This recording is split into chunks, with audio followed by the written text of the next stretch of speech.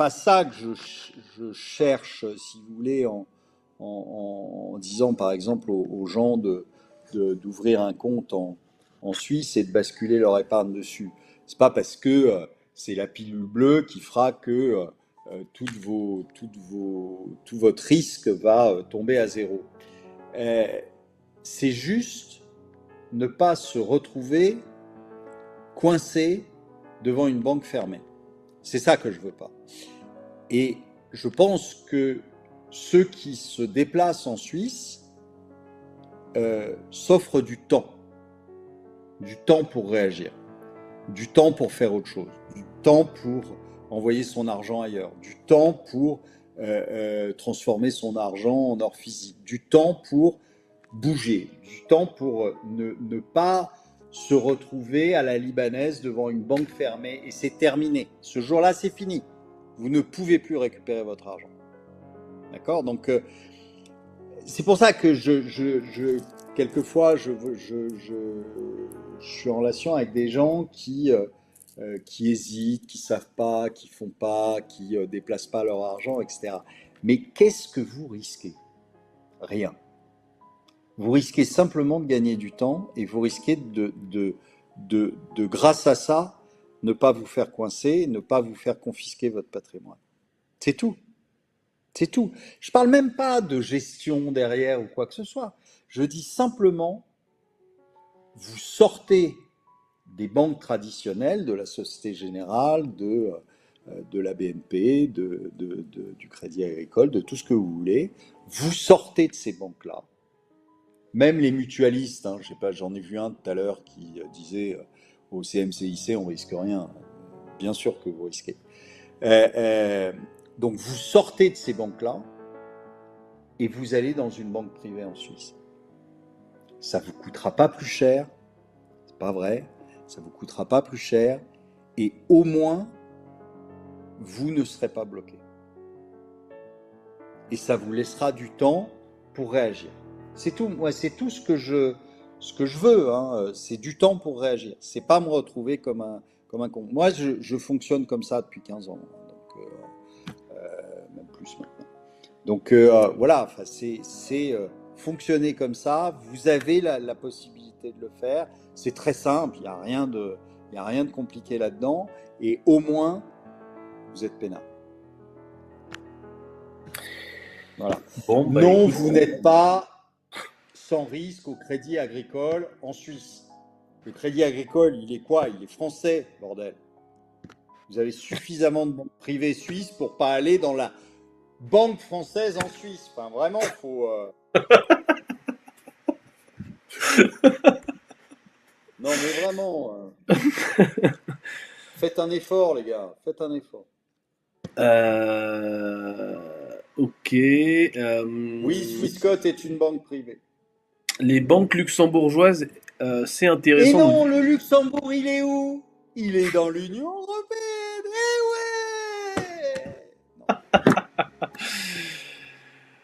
ouais. Bon. Et JC Danton qui nous dit, est-ce qu'il faut investir dans des ETF ? En gros, que penses-tu des ETF ? Outils de gestion passive. C'est marrant parce que, alors là, les gens, on a l'impression qu'ils ont découvert un nouveau mot, ETF.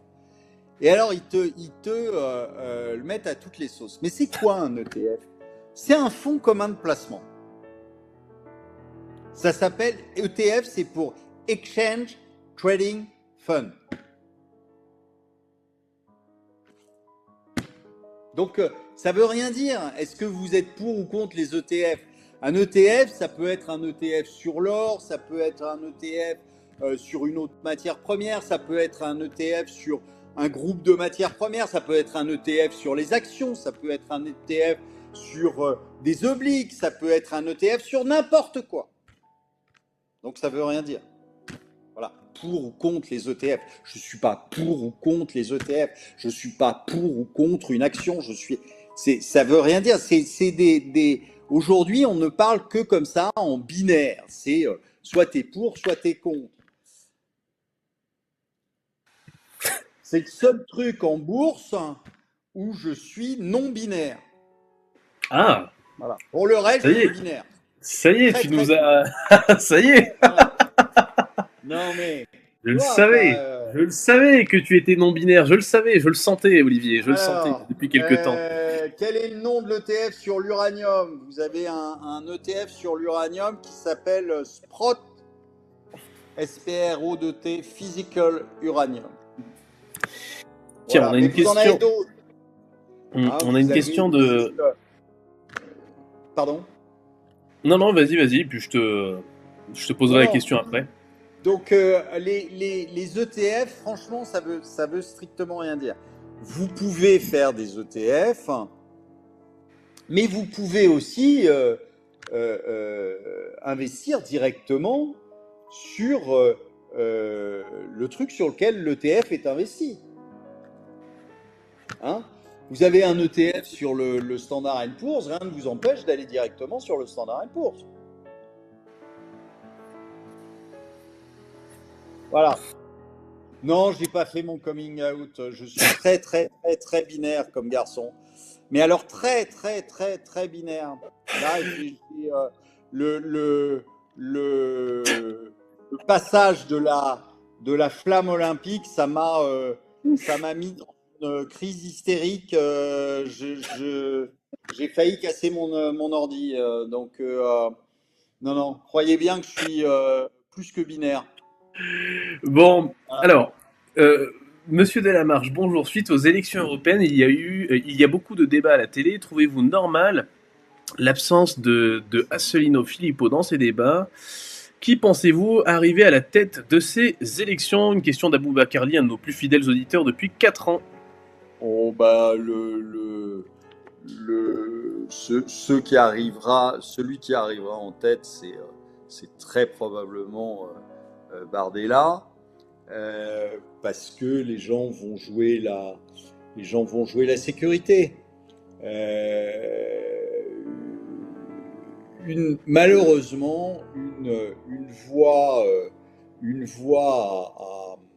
à Asselineau, c'est une voix perdue. Parce que il fera 1%, il fera 2% peut-être, mais il fera pas 5, 10, 15. Donc voilà. Mais en plus, ne vous prenez pas la tête. Les élections européennes, à part la claque qu'on peut mettre à Macron sur les résultats des élections européennes, ça ne changera strictement rien. Ça ne changera strictement rien. Parce que c'est la Commission européenne, c'est pas l'Assemblée qui dirige. Donc, c'est pas parce qu'on va envoyer quelques dizaines de représentants du RN que vous allez voir l'Europe changer. Pour la bonne et simple raison que, écoutez Bardella, il est pour toutes les sanctions et pour la poursuite de la guerre avec l'Ukraine et les aides à l'Ukraine. Il est pour l'euro. Il n'est pas question de... Bardella, c'est une Mélonie, hein, pareil. Bardella, c'est une Mélonie. Donc, voilà. Donc ça ne changera strictement rien.